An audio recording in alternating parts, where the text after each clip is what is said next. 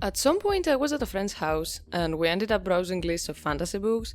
Eventually we stumbled onto low fantasy lists and we kept going, mostly because we were getting increasingly confused. And the more we looked, the more confused we got. Apparently A Song of Ice and Fire is considered low fantasy, which, to be fair, is something I've heard before. Both from people in the fandom and outside of it, it is generally considered one of the more iconic low fantasy series by quite a few people. And sure enough, fans very often recommend it when someone is looking for low fantasy and toned down fantasy books, and of course you'll find it on just about every list. On the other side, there's the other half of the fandom, myself included by the way, that finds the whole low fantasy categorization, let's say, interesting, because this is a story with dragons, zombies, magical trees, a fire god who resurrects the dead, ice humanoids who also raise the dead, and shadow demons born from human wombs. And I am asking, what even is low fantasy?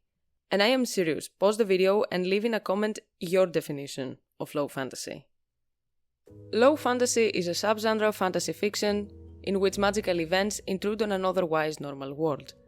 The term thus contrasts with high fantasy stories, which take place in fictional worlds that have their own sets of rules and physical laws. An alternative definition rests on the story and characters being more realistic and less mythic in scope.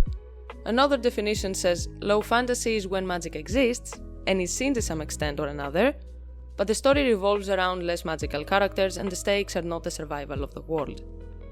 And to that I say, what?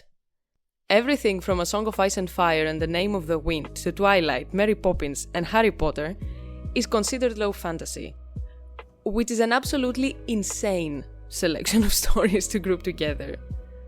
Meanwhile, high fantasy seems to only apply to The Lord of the Rings, or to stories that are nearly identical in structure and tone, and yet, even that fails to qualify under some of these definitions, which is wild, because no one would argue that Lord of the Rings isn't high fantasy.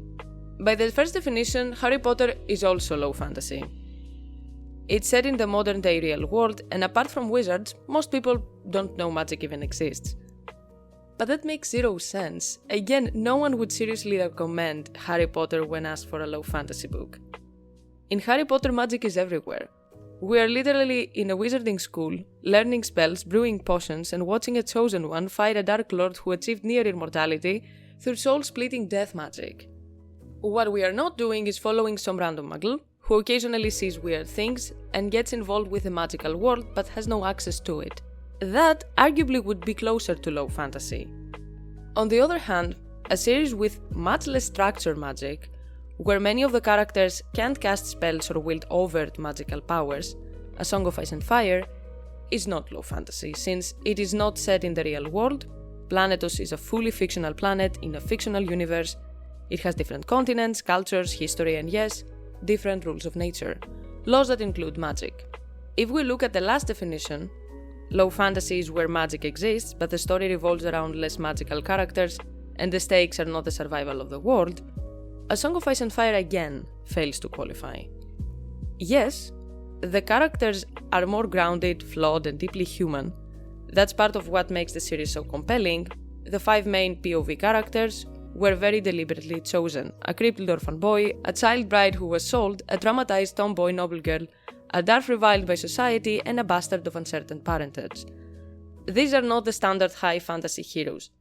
Yes, but they're still not normal. Bran, our first ever POV, is a Greenseer with his main and later only plotline revolving around the others. Dany literally wakes dragons, and half her story is connected to the others via various dreams and visions since the first novel, with magic being very important to her arc. Arya is a warg and is becoming a shape-shifting assassin. Jon is a warg, with his main plotline being about the others, and Tyrion is funny, I don't know, I'll give you that one. But these aren't background villagers hearing stories or watching magic happening in the distance. They are the magic, or at least deeply tied to it. And of course there are a bunch of side characters that use magic on the regular. And of course the stakes are about the survival of the world. This is the main issue. The political squabbles over a very stubby chair are important, but only because they're happening while a supernatural apocalypse is brewing in the background.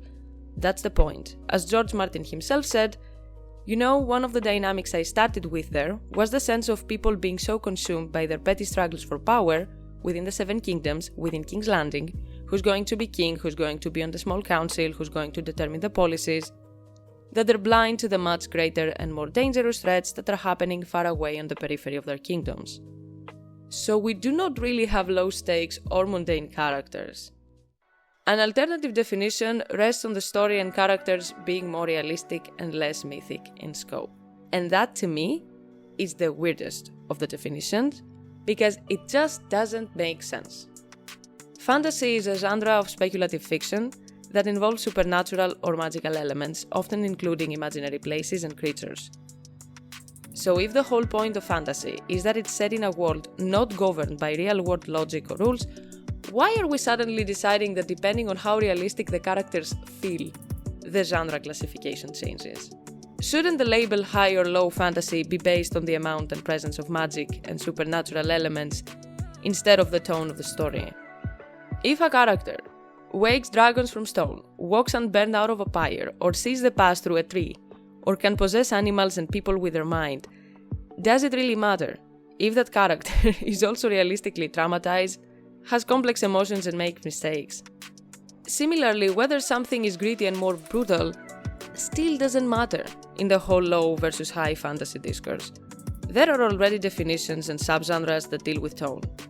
So low or high fantasy, being broader genre terms, should be defined based on the fantastical elements, not the vibe. So from this point on, I'm going to go with my definition of low fantasy for the rest of the video. If something is low or high fantasy, that's decided based on the existence and prevalence of magic. So, is A Song of Ice and Fire low fantasy? No, not really. But it's a series that might attract people who aren't into classic high fantasy, and yeah, might not be as fun for the ones who are. We could argue that the story becomes increasingly magical as it progresses. And yeah, that's true, but A Song of Ice and Fire was always pretty magical. We are in a completely different universe, on a different planet, with its own history, cultures, and natural laws that include magic. The prologue of the first book introduces the main threat of the whole story, a magical icy race that wants to wipe out life and can resurrect the dead. We've got dragons, magical trees, ice zombies, fire zombies, green zombie green seers who are plugged into trees for literally thousands of years. We've got flaming swords created either through magical illusions, Melisandre and Stannis, or actual blood magic like Thoros and Beric. There's a magical sword made by a comet, fortresses protected by magic like Storm's End and the Wall, there is a place where people drink magical brew tree juice and live for so many years they are called the Undying Ones, and one whole magical city that is also the biggest in the world, Asshai. People have prophetic dreams, they can see the future and the past, they can project their spirits into animals, or even enter other people's dreams using obsidian magic candles. There are other magical races we have counted early on, and 4 out of the 5 main characters can perform some kind of magic. And these aren't just myths or legends we hear secondhand, we see them happen. We witness the magic firsthand. So, low fantasy where? Does it really matter that the average Westerosi can do magic? Not really, because we are not following their story. From the perspective of the characters we do follow, there are very few who don't have some kind of connection to the magical side of the world. Even Davos, arguably one of the most average Westerosi POVs we have, watch the witch give birth to a shadow demon. Does it matter that the Maesters push the magic isn't real narrative and suppress magical knowledge? Again, no, because plenty of Westerosi still believe in magic. And in Essos, people not only believe in it, they actively use it. Sure, not everyone can use it, but they do believe in it. Maybe it's considered dangerous, but it's still a part of life. North of the Wall, people believe in magic because they see others, whites and skin changers on the regular. They have wood witches, and the Cranogmen still practice green magic according to Mira.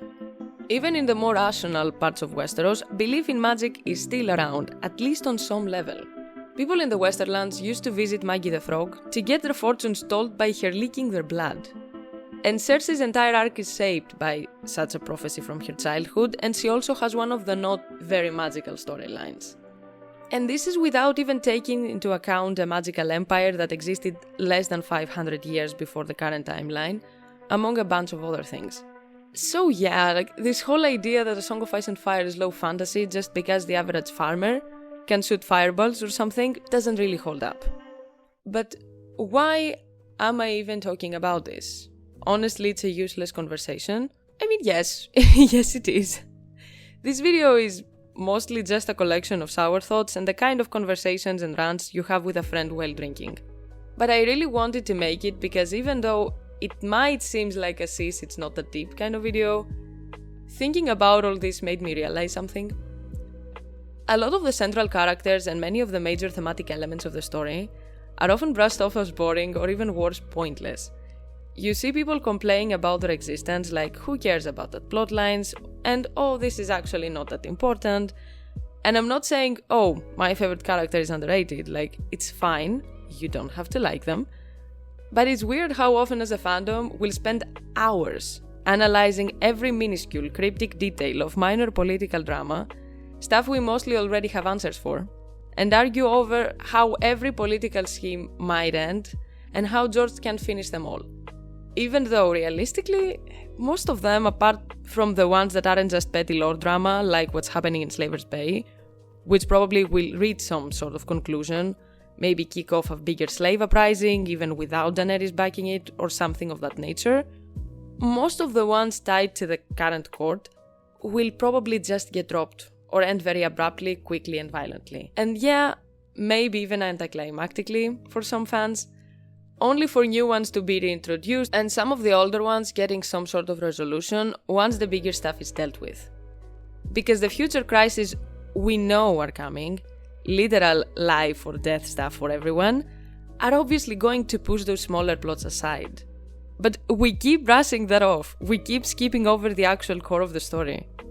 I mean, we have things going on in our world right now, like climate change, that, ultimately a threat to the entire world.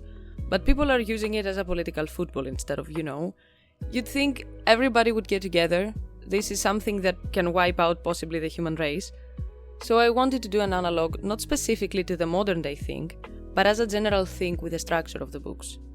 Lomas Longstrider, in his Wonders Made by Man, recounts meeting descendants of the Rhoynar in the ruins of the festival city of Croyen, who have tales of a darkness that made the Rhoynar dwindle and disappear, her waters frozen as far south as the joining of the Selchori. According to those tales, the return of the sun came only when a hero convinced Mother Rhoyn's many children, lesser gods such as the Crab King and the Old One of the River, to put aside their bickering and join together to sing a secret song that brought back the day. I probably sound like a broken record, I know, because I'm a firm advocate that Game of Thrones was the best and at the same time the worst thing that happened to A Song of Ice and Fire. But a lot of it comes down to how this book series was framed by article authors, think pieces, and of course, by now two extremely questionable adaptations, as this grounded, gritty, realistic, medieval-inspired low fantasy political drama. It's kind of a vicious circle. Game of Thrones stripped away most of the magic, so people who got into the books through the show read the novels through that same lens. And just like the show, the magic and fantasy elements get sidelined. Then articles and essays try to break down why people like the series and what it's really about, and they say, is this gritty political drama with fantasy just wrinkled here and there? And the circle continues. A Song of Ice and Fire is a fantasy series through and through. It just doesn't follow every rule that classic Tolkien-like high fantasy books usually do, that not even stories from Tolkien's own world do follow. Yes, it's grim and gritty, yes, the characters are deeply human and painfully real, yes, the politics are fleshed out and more intricate in comparison to some other fantasy novels. But it's also very whimsical and magical, with the main problem of the series being a supernatural apocalypse, and honestly, sometimes it's even kind of innocent and aloof, in a very fairy tale-esque kind of way. It draws as much from historical drama and real history as it does from Tolkien, modern fantasy, ancient myths, folk tales, and fairy stories.